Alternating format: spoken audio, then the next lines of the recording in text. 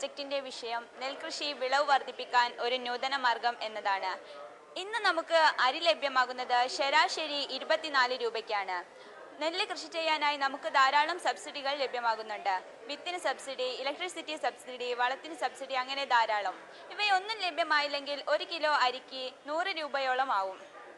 അങ്ങനെ നമുക്ക് ലഭിക്കുന്ന ഓരോ ഇഞ്ച് സ്ഥലങ്ങളിലും നെല്ല് കൃഷി ചെയ്താൽ മാത്രമേ നമുക്ക് ഭാവിയിലെ ഭക്ഷ്യക്ഷാമം പരിഹരിക്കാൻ സാധിക്കുകയുള്ളൂ. അതിനായി ആവശ്യമുള്ള ഒരു പുത്തൻ രീതിയാണ് ഞങ്ങൾ ഈ പ്രൊജക്റ്റിലൂടെ അവതരിപ്പിക്കുന്നത്. ആദ്യമായി കൃഷിക്ക് അനുയോജ്യമല്ലാത്ത മണ്ണ് തിരഞ്ഞെടുക്കുകയും ആ മണ്ണിലെ ഘടകങ്ങൾ ഓരോന്നും പരിശോധിക്കുന്നു. അതായത് നൈട്രേറ്റിൻ്റെ അംശം, ഫോസ്ഫേറ്റ്, പൊട്ടാസ്യം, ഇലക്ട്രിക് കണ്ടക്ടിവിറ്റി, ഈർപ്പം നിലനിർത്താനുള്ള കഴിവ്, pH മൂല്യം ഇവ കണ്ടുപിടിക്കുന്നു. ശേഷം കൃഷിക്ക് അനുയോജ്യമല്ലാത്ത മണ്ണും നദിയോരങ്ങളിൽ നിന്നെടുത്ത മണ്ണും വിവിധ അനുപാതത്തിലെടുക്കുന്നു. 1:0, 1:1, 2:1, 3:1, 4:1 എന്ന അംശബന്ധത്തിലാണ് എടുക്കുന്നത്.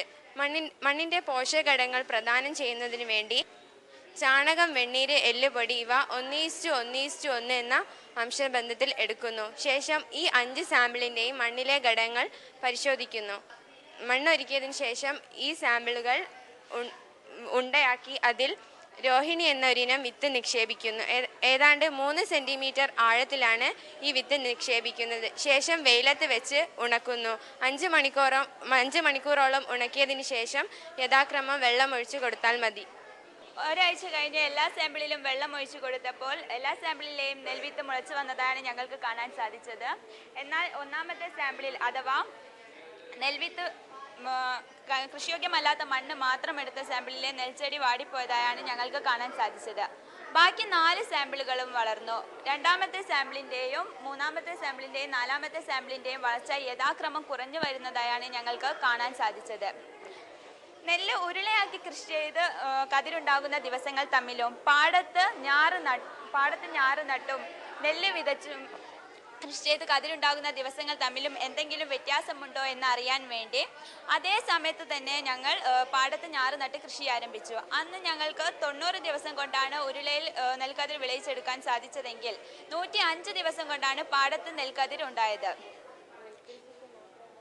നമ്മൾ നെൽകൃഷിക്ക് മാത്രമല്ല മറ്റ് കൃഷികളും ഇത്തരത്തിൽ കൃഷി ചെയ്യാൻ സാധിക്കുമെന്ന് തെളിയിക്കാനായി ഞങ്ങൾ മുത്താറി കൂടി കൃഷി ചെയ്തിരുന്നു. നമ്മൾ ഇത്തരത്തിലുള്ള കൃഷിരീതി അവലംബിക്കുകയാണെങ്കിൽ കാലാവസ്ഥാ വ്യതിയാനം ഒരു പ്രശ്നമാകുന്നില്ല. ഇങ്ങനെ ഉരുളയാക്കി നെൽവിത്ത് വെച്ച് ഉരുളയാക്കി സൂക്ഷിച്ചതാണെങ്കിൽ അതിൽ എത്ര കാലം കഴിഞ്ഞ് വെള്ളം ഒഴിച്ചു കൊടുത്താലും അത് നല്ല രീതിയിൽ വളരും. ആവശ്യത്തിന് ജലവും സൂര്യപ്രകാശവും ഉണ്ടെങ്കിൽ അത് എവിടെയും വളരുന്നതാണ്. ഞങ്ങൾ ഈ പ്രൊജക്റ്റിലൂടെ കണ്ടെത്തിയ കാര്യങ്ങൾ പ്രാവർത്തികമാക്കുകയാണെങ്കിൽ നമുക്ക് കേരളത്തിൻ്റെ അല്ലെങ്കിൽ ലോകത്തിൻ്റെ തന്നെ ഭക്ഷ്യക്ഷാമം പരിഹരിക്കാൻ സാധിക്കുന്നതാണ്.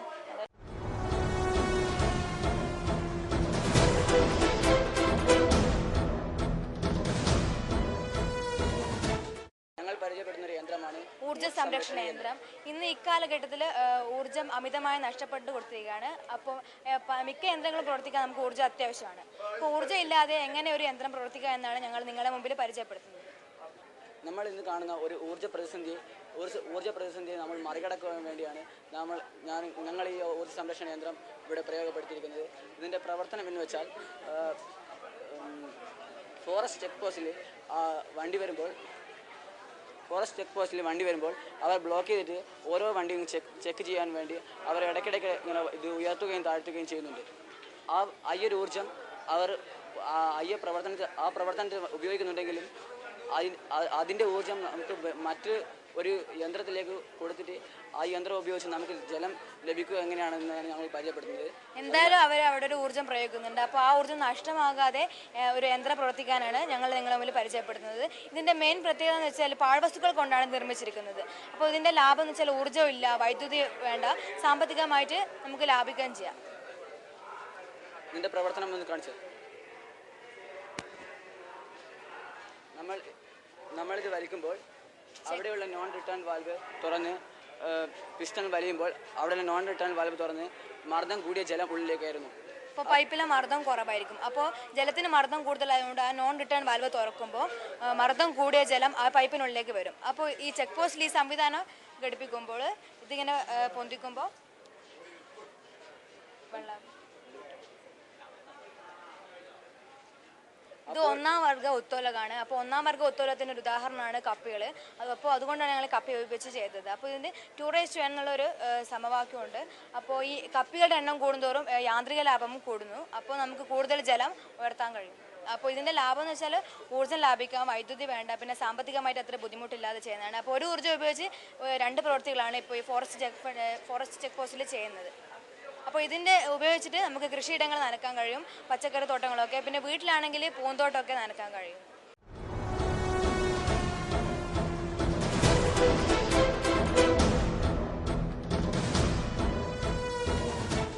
ഞങ്ങളുടെ പ്രോഡക്റ്റ് വൈദ്യുതി ഇല്ലാതെ വസ്ത്രങ്ങൾ അലക്കാൻ ഉപയോഗിക്കുന്ന ഒരു ഉപകരണമാണ്. ഇതിന് വളരെ തുച്ഛമായ ചിലവേ ഉള്ളൂ. നമുക്ക് സ്വയം നിർമ്മിക്കാനാവുന്ന ഒന്നാണ്. പിന്നെ നമ്മളിപ്പോൾ വൈദ്യുതി ക്ഷാമം അനുഭവിച്ചുകൊണ്ടിരിക്കുന്ന ഈ കാലഘട്ടത്തിൽ വളരെ ഉപയോഗപ്രദമായ ഒരു ഉപകരണമാണിത്. ഇത് നമ്മളിപ്പോൾ ഉപയോഗിക്കുമ്പോൾ നമുക്കൊരു വ്യായാമം കൂടിയാണ് ഇതിലൂടെ ലഭിക്കുന്നത്. നമ്മളിപ്പോൾ സെപ്പറേറ്റായിട്ട് വ്യായാമത്തിനായി വേറെ ഉപകരണങ്ങളൊന്നും വാങ്ങേണ്ട ആവശ്യമില്ല. നമ്മളിപ്പോൾ അലക്കുന്നതിലൂടെ തന്നെ ഈ വ്യായാമം നടക്കുന്നതാണ്. ഇത് കയറി ഇരുന്നിട്ട് ഈ സൈക്കിൾ ഇങ്ങനെ ചവിട്ടും തോറും ഈ നെറ്റിൻ്റെ ഡ്രം തിരിഞ്ഞ് വസ്ത്രങ്ങളിലെ അഴുക്കൊക്കെ കളയാൻ പറ്റുന്നതാണ്. പിന്നീട് ഈ ചവിട്ടി കഴിയുമ്പോൾ ഈ പൈപ്പ് പുറത്തേക്ക് ഇട്ടിട്ട് ആ സോപ്പിൻ്റെ വെള്ളമൊക്കെ കളയാൻ പറ്റും. ഇതിൽ വസ്ത്രങ്ങൾ അലക്കിയതിന് ശേഷം ഇത് ഡ്രയറായിട്ടും കൂടി ഉപയോഗിക്കാൻ പറ്റുന്ന ഒന്നാണ്.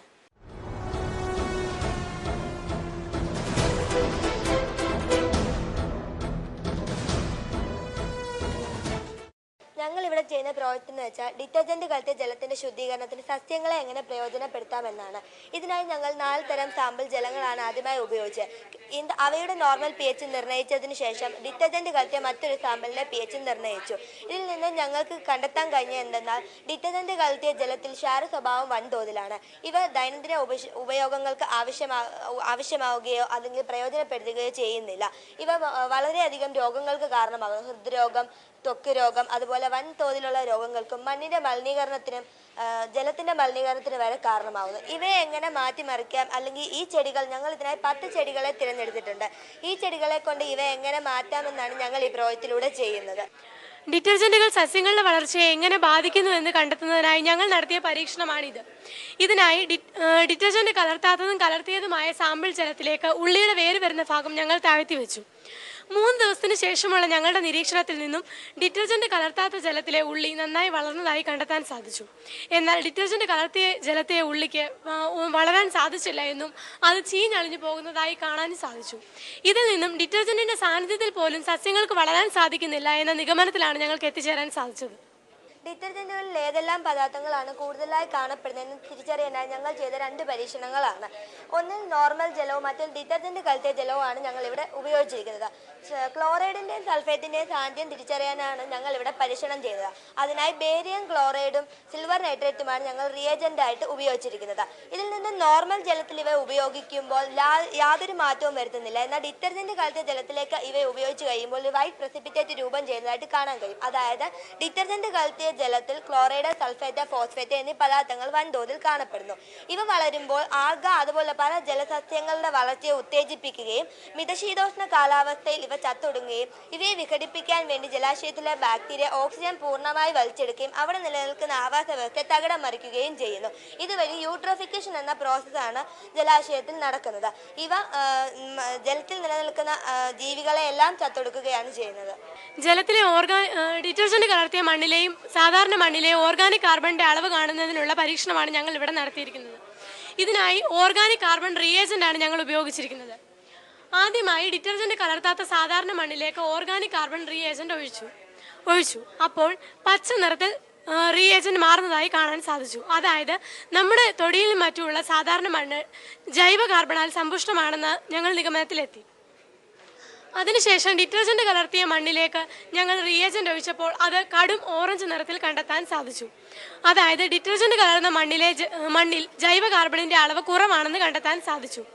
എന്നാൽ ചില സസ്യങ്ങളുടെ നീരിന് ഈ പ്രത്യേകതയെ മാറ്റാൻ കഴിയുമെന്ന് ഞങ്ങൾക്ക് കണ്ടെത്താൻ സാധിച്ചു. അതിനായി ഡിറ്റർജന്റ് കലർന്ന മണ്ണിലേക്ക് ഞങ്ങൾ ഈ സസ്യങ്ങളുടെ നീരൊഴിച്ചപ്പോൾ അത് പച്ച നിറത്തിൽ കുറച്ചു വേണ്ടിയിരുന്നതായി കാണാൻ സാധിച്ചു. അതായത് ജൈവ കാർബണിന്റെ അളവിനെ കൂട്ടുന്നതായിട്ട് കണ്ടെത്താൻ സാധിച്ചു. ചില സസ്യങ്ങൾക്ക്, പ്രത്യേകിച്ച് ഔഷധ സസ്യങ്ങൾക്ക്, ഈ ഡിറ്റർജന്റുകളുടെ pH മൂല്യം കുറയ്ക്കാൻ സാധിക്കുമെന്ന് ഞങ്ങൾ കണ്ടെത്തി. അതിനായി ഞങ്ങൾ 10 ചെടികളെയാണ് തിരഞ്ഞെടുത്തിരിക്കുന്നത്. കൂവ, കടലാടി, ബ്രഹ്മി, താള്, തുമ്പ, തോട്ടവാഴ, കയ്യോന്നി, തുളസി, കണ്ണാടിച്ചെടി, കല്ലുരുക്കി തുടങ്ങിയ 10 സസ്യങ്ങളെയാണ് ഞങ്ങൾ തിരഞ്ഞെടുത്തത്. ആ ചെടികളെയാണ് ഞങ്ങൾ ഇവിടെ മുൻപിൽ പ്രദർശിപ്പിച്ചിരിക്കുന്നത്. ഈ ഓരോ ചെടികളുടെയും ഇല, വേര്, തണ്ട് എന്നിവ ഇടിച്ചു പിഴിഞ്ഞെടുത്ത നീരിന് ഈ ഡിറ്റർജന്റിന്റെ pH മൂല്യം കുറയ്ക്കാൻ സാധിക്കുമോ എന്നാണ് ഞങ്ങൾ കണ്ടെത്തിയത്. അതിനായി 10 ml വീതമുള്ള ഡിറ്റർജന്റിന്റെ സാമ്പിൾ ജലത്തിലേക്ക് ഈ ഓരോ ചെടിയുടെയും നീര് ഞങ്ങൾ ഒഴിച്ചു. ഡിറ്റർജന്റ് കലർന്ന ജലത്തിന്റെ pH മൂല്യം 12 ആയിരുന്നു. എന്നാൽ ഈ പരീക്ഷണത്തിന് ശേഷം അത് 12-ൽ നിന്നും കുറയുന്നതായി ഞങ്ങൾക്ക് കാണാൻ സാധിച്ചു. ഇതിൽ ഏറ്റവും എഫക്റ്റീവായത് തുളസിയായിരുന്നു. തുളസി 12 ആയിരുന്ന pH മൂല്യത്തെ 6 ആക്കി കുറച്ചു. അതായത് നേർ പകുതിയാക്കി കുറച്ചതായി ഞങ്ങൾക്ക് കണ്ടെത്താൻ സാധിച്ചു.